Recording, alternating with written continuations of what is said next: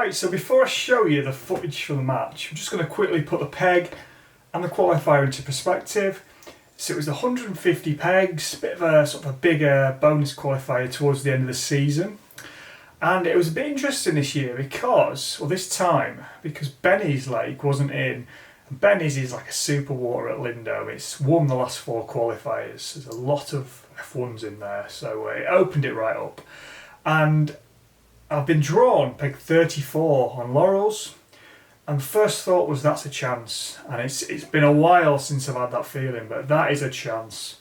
And yeah, I really fancied Willows or Laurels, to be honest with you. Even though there's 28 anglers on 40 pegs on Laurels, it's tight pegging everywhere, but I really fancied those 2 lakes. And 34, it's got a little island to fish to. It's in the middle of the lake. It's sort of the best part of the lake is that those sort of mid 30s and 40, and opposite as well the teens, 16 to 11. So those are the best areas on Laurels.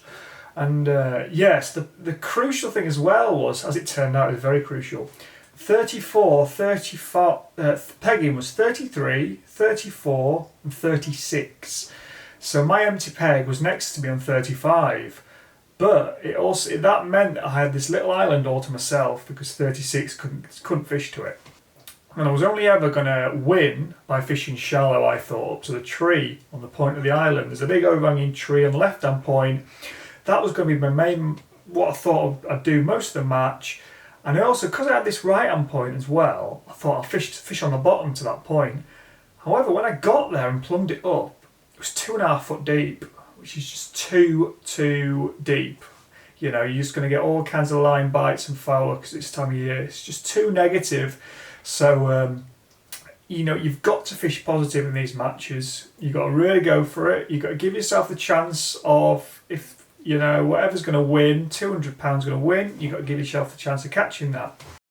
So, and I was only ever going to do that by fishing shallow. So I thought, as a bit of a gamble and a throwaway, I'll blast casters to that right-hand point as well. There's a little bit of some rushes and things overhanging. I thought I'll do that as well.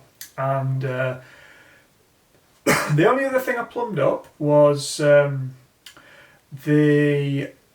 short line about 9 metres with hard 4mm pellets, and I just started there fishing on the deck with a sort of a Malman rube, 2mm solid hollow tip, dotted right down, so you don't foul up fish with a really thick bristle like that. But you still need it dotted down for F1s, and yeah, just sprinkled a few in. I got off to a great start with about 6 or 7 F1s in the first 20 minutes. And I think when you get a start like that, you know you're on some fish, and that short line's often like an indicator of how good your peg is on the day. So if you get off to a good start, you've got the confidence to, you know, push on and push your peg then. But you can't just go straight out shallow for F1s, because, you know, you might get a few straight away, but you'll probably do yourself more harm than good, because you'll not have given them a chance to sort of come in yet. So you've got to build the peg up first before you go shallow. So anyway, here we go. Here's the footage, and I'll catch up with you after to explain the shallow fishing and the end result.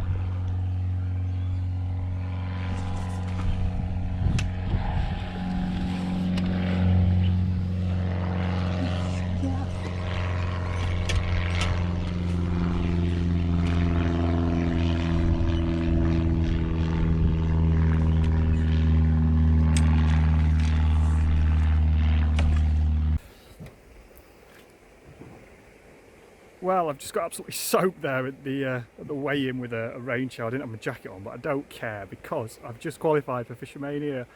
I can't believe it. I'm so chuffed. This is everything you want and you dream of when you go on these big competitions and these big matches. This is your aim, to get in one of these. And this is my second final. Got in one in 2016 at Cudmore, but I've had a not so good few years really after that. But anyway, the year I've had not been able to fish much, and just suddenly getting better again in June and frantically booking on a few qualifiers. And as I said, I didn't think I was going to get a chance with some of the pegs I've had lately. I've thrown back a couple of times and gone home, but yeah, it proves you only need one chance. That's all you need. Absolutely made up, proper made up. Yeah, I've had £187.15 or something like that, I think. Les Marshall was second. We knew he'd already weighed in. He had £175 off beaches. The angler next to him didn't turn up, so he fished down the edge, and brilliant performance there. Caught a load of carp on pig 36. And yeah, once he'd weighed that in, I knew it was going to be sort of around that. My gut feeling was I'd got about 180. For a change, I've been bang on. Yeah, so I've had good fish. And anyway, I'm off for a pint. I'll do a bit more on the tactics and things when I get home, and another little video, but absolutely get in. I'm just so chuffed. Looking forward to the final at Hayfield now in a couple of weeks. Brilliant venue that, so really looking forward to going there. And yeah, what result. Happy days. Right, so apologies, I got the weight wrong a bit there, just misheard it. It was actually £186.5, but it didn't matter, it was enough, that was the main thing. But yeah, as you can tell probably from that footage, that raw footage just at the end there, as I was packing up into the car, just an unbelievable feeling, you know, really almost quite emotional. And anybody who's ever been in Fish O will tell you the same thing. Once you've had that experience, you just want to get back there as soon as possible. It's just so good. Can't imagine what winning it would be like as well. But just getting there is just it's just such an achievement, and it's such a day to cherish and enjoy. And that's what I'm going to do now, which is hopefully which is great. So let's just pick up the rest of the match then. While I was talking before, I'd just gone shallow. I went shallow after half an hour. Now, I'd bite straight away, but there were roach, definitely roach. I was missing a lot of bites, coming back a few roach, and you could just tell that it wasn't right. And this is, as I said, this is where you got to make your decisions. And rather than waste time waiting for shallow to happen, I've dropped back in short on my short line with pellets. I've had another little run of fish, and I've ended the first hour with a dozen F1s, which is a steady start. And but all the while I was still feeding my bait, so I'd give it an hour short. It's a 5-hour match, but obviously that kind of pace, it's not enough. It's not going to be enough, so I knew I needed to catch shallow. So I went back across the island, and this was make or break time now, and I've caught two fairly quick, and I thought, right, we're on for it. And then couldn't get a bite, just back to roach. And at that point, I almost, lost my head a little bit, and I thought, it's not going to happen today. It's just not going to happen. There's not enough fish here. The wind's taking them down. I even might have had a little moan to Stewie on the next peg. And yeah, I was just sat there for sort of 5 minutes, not catching anything. And my brain sort of, clicked into gear finally. And I've been feeding this castus to the right on point, as you know, and that was originally only as a rest line, a throwaway. I thought my main line would be under this tree where the shade is, where the cover is, where a little bit of a ripple was hitting the water. And the dog's just having a bit of a bark there. Lily! So yeah, I've dropped in on the right hand point, and it's gone straight under. I've had an F1. I thought, right, okay. And then I've had another, and another, and another. And so about an hour and 20 into the match, that's when it's really kicked off. And that's when I realised this is me. And this right hand side is where the fish wanted to be, for whatever reason. Perhaps it's because it was the windward side of the island. And that's just where fish wanted to be on the day. And I've ended up catching 75% of my fish on that right hand point. And what was noticeable was when the wind was sort of flirting between sort of coming straight down the lake and sort of diagonally off my back. And when it came straight down the lake, there's more ripple and I caught better. And when it went sort of off my back a bit, that's when it went flat and it wasn't so good. But I kept both lines fed, and when I needed to, I've dropped on the left hand side point, and I'd always catch a quick fish or two, and then I couldn't catch any more. And it was just weird that, yeah, they didn't want to be under that tree.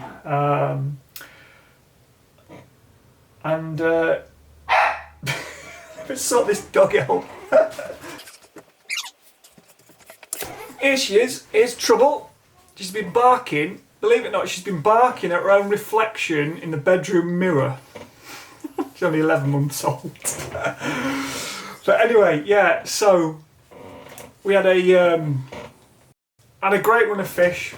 It has slowed down a bit last hour, which to be honest does happen at Lindholme shallow. But for 3 hours I had a really, really good run of fish. And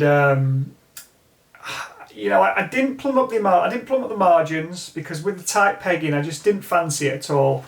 Really didn't fancy it, and that was the right decision because I think if I'd wasted time fishing down the margins, it would have been a different result. So a few anglers to my right tried fishing in the edge, and it was just like a very odd fish. So definitely the right decision. And yeah, I've just kept on swapping between the two, and just really kept on putting. I had some good spells and some sort of slower spells, but they were good fish. So they were sort of 2.5 pound fish. So the rig I used, the best rig, was this one, and it's a little dibber float that Gaz Malman makes me. I choose not to have a float sponsor because I'm very fussy about floats, and I like to use a few different patterns from like a lot of different people. So as I say, but Gaz makes some brilliant floats, and he made me these dibbers quite a while ago actually, and they've got a sort of tapered tip and a fiberglass stem. Now that's really important, and I'll tell you why. And if you've watched my pole float video, guide to pole floats, you'll know why. And the reason is that whenever your float's going to be in the landing net a lot, so on a shallow rig and a very shallow rig, you don't want wire, because you know wire tends to bend a lot and it can get caught in nets and all sorts. It can cause you a lot of problems when you're catching a lot of fish. So fiberglass is just a bit, still weighted as fibre, but it's just a bit stronger than wire, not likely to bend. So fibre for me is the best choice by a mile for dibbers. Carbon stem dibbers just don't work at all for me. The reason is they don't cock the float quick enough. So sometimes you have to mend them, and by the time you've done that, you're naturally moving your rig. So when you've slapped your rig in, as you see I was doing, what's going to happen is it's going to slap in and it's going to cock like that straight away. And if you get a bite here, you're going to see that. With carbon, it's too light. It doesn't cock properly half the time, and you get your bite there, you might not see it, you might miss it, all kind of problems. So carbon, not for me. So that was, best depth was about 9 or 10 inch. And as I say, something that's really important as well is, someone asked me if I caught on jigger. And while I do set up the jigger quite a lot, jiggers for me don't work near cover, especially at Lindholme, because when you're fishing shallow near cover, fish have a lot more confidence to come up and feed. Okay, so with a jigger you're fishing a bit too deep there, and you don't quite get that right slap with a jigger and that natural curve and fall of the bait. You just don't get that with a jigger. That's why for me, Jiggers are more for deep, fishing deep, sort of 2 to 5 foot really, and deeper venues when the fish are moving up and down a lot. And what you find at Lindholme is when you're fishing to cover on places like Bonsai, Willers, Laurels, beaches even, you know, even in open water, the fish tend to sit at a certain depth, and that's the shallowest depth you can get a bite on. And they tend to just feed at that. And if you go deeper, if you start getting bites and you go deeper a lot of the time, you when the next F1 comes along, you miss it because you're fishing too deep. Now it's completely different when you're fishing closer in, down the track, Partridge, Tunnel, places like that with maggots and casters. Because you're fishing down the track there in deeper water, you're fishing closer to you, the fish don't have as much confidence then, so they're up and down all the time, and they're quite, you know, they get fished for a lot, so they're quite cute fish, and that's why you need so many different rigs and jiggers and all sorts to follow up and down. But when you're fishing long, near cover, for me, you know, that you just tend to, as long as you keep that feed going in, you don't let up, and you'll keep them fish really shallow. So hope that's a good tip for you there. I hope something you'll bear in mind. So I used 018 Power Micron as the main line, and that's basically the heaviest line you can get away with putting shot on. Okay, if you use 020, I think shot tends to ping off. So on 020 line I use Stotts, and on 018, which is £6 and below, I use shot. So having shot on your rig, so a little bolt down the line of 3 number 9s, I think it took, that you don't have to keep moving it then. So when you're catching a lot of fish, you don't want to keep moving your shot. So that's why I like to fish shot rather than Stotts. And that was just an 012, so 018, it was a tiny little hook length of 012, which is £3, and it was a 16 hook with a banded caster just below it. I think it was a 16 MXC6, I think, the medium wire eyed hook. So that's the gear I used. Not going to waffle on anymore. That's the truth of it. That's what I did, and yeah, absolutely buzzing to get through. I'm going to put a few details on for the final here. Hope you can join us there. It'd be great to see everybody. I've been for a couple of looks, and it's going to be a really, really good match. There's a lot of fish being caught, a lot of fish. Still think you want to be on the same pegs around the island, so pegs, permanent Fish O pegs 4 to 8 I think they are, on that riverbank. But yeah, so looking forward to it. Not going to waffle on anymore. Sorry about the dog, she's shut up now, and catch you later. Thanks for watching, folks. Hopefully see you on the final, see you on telly, see you on the bank. Cheers, see you later.